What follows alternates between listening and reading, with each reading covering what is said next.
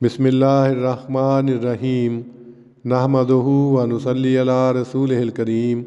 صحیح البخاری کتاب الغسل باب 20 من اغتسل عریانا وحدہ فی الخلوۃ ومن تستر فالتستر افضل، یعنی جو خلوت میں تنہا برہنہ نہائے اور جو پردہ کرے تو پردہ زیادہ اچھا ہے۔ عنوان باب میں لکھا ہے اور بعض نے کہا کہ ان کے باپ سے مروی ہے، انہوں نے اپنے دادا سے، ان کے دادا نے نبی صلی اللہ علیہ وسلم سے روایت کی کہ آپ نے فرمایا اللہ زیادہ حقدار ہے اس بات کا کہ لوگوں کی نسبت اس سے حیا کی جائے۔ حدیث نمبر 278۔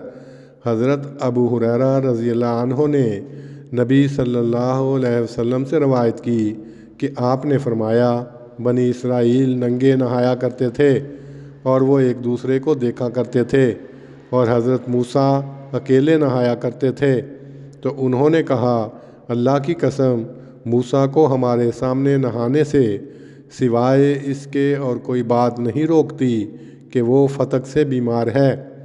ایک دفعہ حضرت موسیٰ نہانے کے لیے گئے اور اپنے کپڑے حجر کے پاس رکھے اور حجر آپ کے کپڑے لے کر بھاگ گیا تو حضرت موسیٰ اس کے پیچھے دوڑے اور یہ کہتے جاتے تھے حجر میرا کپڑا، حجر میرا کپڑا۔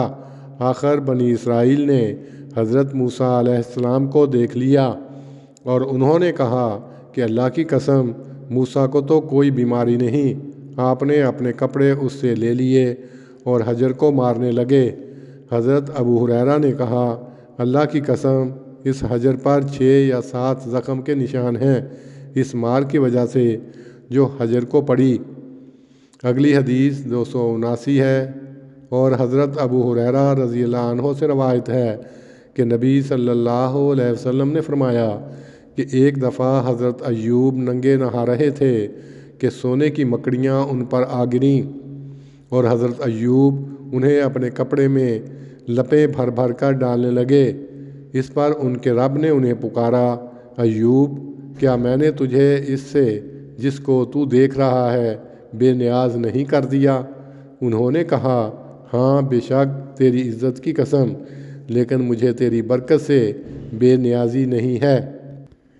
اس باب کی تشریح میں لکھا ہے کہ 20ویں باب میں 2 مسئلوں کے متعلق عنوان قائم کیے گئے ہیں، ایک یہ کہ تنہائی میں ننگے ہو کر غسل کرنا اور دوسرے تنہائی میں اپنا ننگ ڈھانپ کر نہانا۔ امام مالک، امام شافعی اور اکثر علماء نے خلوت میں ننگا ہو کر نہانا اگرچہ جائز قرار دیا ہے مگر پردہ کرنا ان کے نزدیک بہتر ہے۔ فقہاء میں سے بعض ننگا نہانا ہر حالت میں حرام سمجھتے ہیں اور یہ اپنی تائید میں بعض کی وہ روایت پیش کرتے ہیں جس کا حوالہ امام بخاری نے عنوان باب میں دیا ہے۔ ابو داؤد، ترمذی، نسائی اور ابن ماجہ نے مشار علیہ روایت اپنی اپنی مسندوں میں نقل کی ہے۔ بہز بن حکیم اپنے باپ سے روایت کرتے ہوئے بیان کرتے ہیں کہ ان کے دادا کہتے تھے یعنی میں نے کہا یا رسول اللہ ہم اپنے ننگ کس سے چھپائیں اور کس سے نہ چھپائیں؟ آپ صلی اللہ علیہ وسلم نے فرمایا سوائے اپنی بیوی یا ملک یمین کے اور سب سے اپنے ننگ کی حفاظت کرو۔ میں نے کہا یا رسول اللہ اگر لوگ اکٹھے مل جل کر رہتے ہوں؟ فرمایا جہاں تک ہو سکے کسی کے سامنے ننگ ظاہر نہ ہونے دو۔ میں نے کہا یا رسول اللہ اگر ہم میں سے کوئی تنہا ہو؟ فرمایا تو پھر اللہ زیادہ حقدار ہے کہ اس سے حیا کی جائے۔ ابن ماجہ کتاب النکاح۔ یہ وہ روایت ہے جو غلو کرنے والا فریق اپنے خیال کی تائید میں پیش کرتا ہے، اور امام بخاری رحمۃ اللہ علیہ نے عنوان باب میں جسے بطور حوالے کے پیش کیا ہے تا مخالف نقطۂ خیال بھی معلوم ہو جائے۔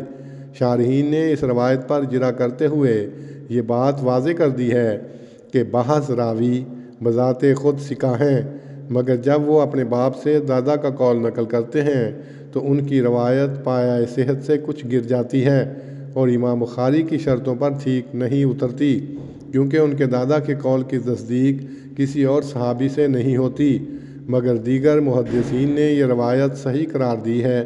ان کے دادا کا نام حضرت معاویہ بن حیدہ ہے، جو ایک روایت کے مطابق صحابی اور ثقہ ہیں، اور ان کے باپ کا نام حکیم ہے، اور یہ بھی ثقہ تابعین میں شمار کیے جاتے ہیں۔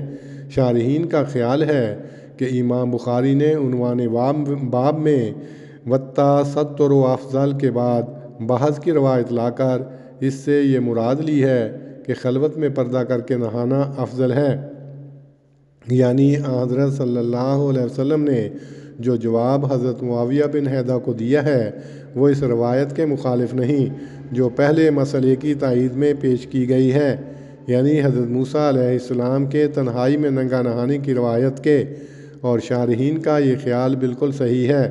حضرت صلی اللہ علیہ وسلم اس وقت حضرت معاویہ بن حیدہ کو شرم و حیا کے متعلق تلقین فرما رہے تھے۔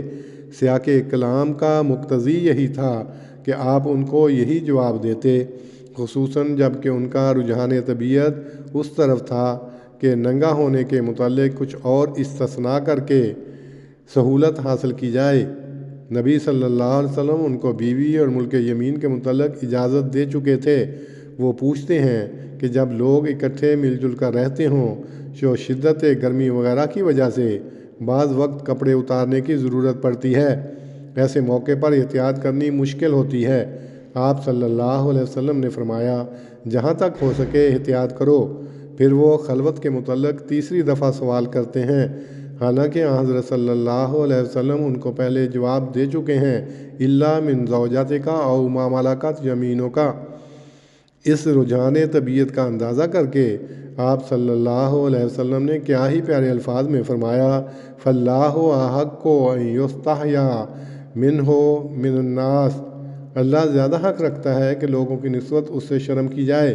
آپ نے اپنے مخاطب کی طبیعت کا صحیح اندازہ کر کے اس کو حیا کی تلقین فرمائی، اور حاذق طبیب کا یہی کام ہوتا ہے۔ اس سے پہلے قارئین گمشدہ چیز کے متعلق فتویٰ پوچھنے والے کا واقعہ روایت نمبر 91 میں پڑھ چکے ہیں۔ اس نے بھی ایسے طریق سے سوال کرنے شروع کر دیے تھے جس سے معلوم ہوتا ہے کہ وہ لوگوں کی چیزیں اپنے تصرف میں لانے کی راہیں تلاش کر رہا تھا، جس پر آپ صلی اللہ علیہ وسلم نے ناراضگی کا اظہار فرمایا۔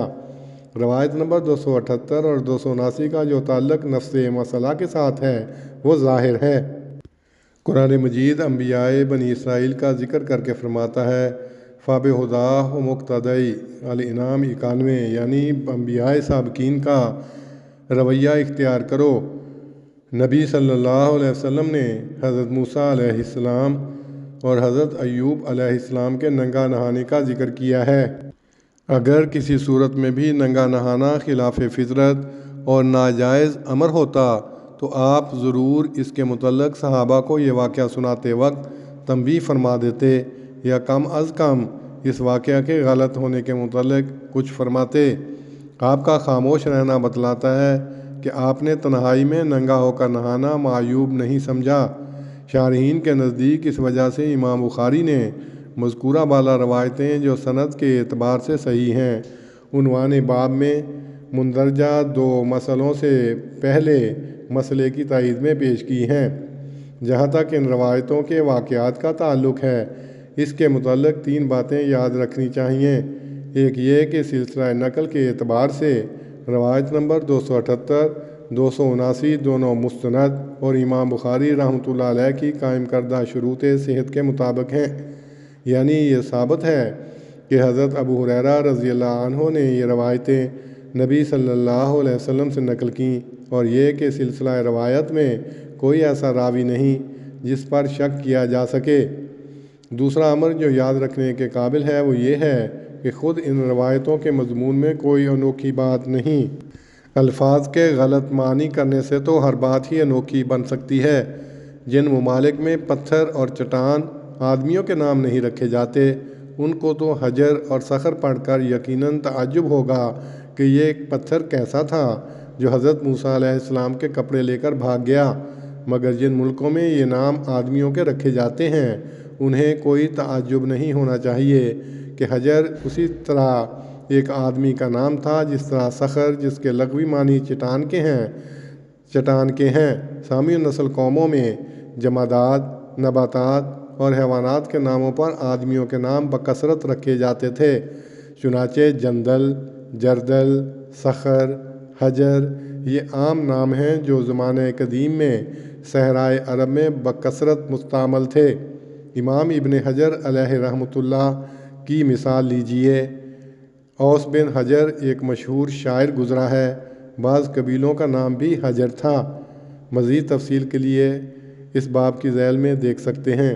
اللہم صلی علی محمد وعلی آل محمد کما صلیت علی ابراہیم وعلی آل ابراہیم انک حمید مجید۔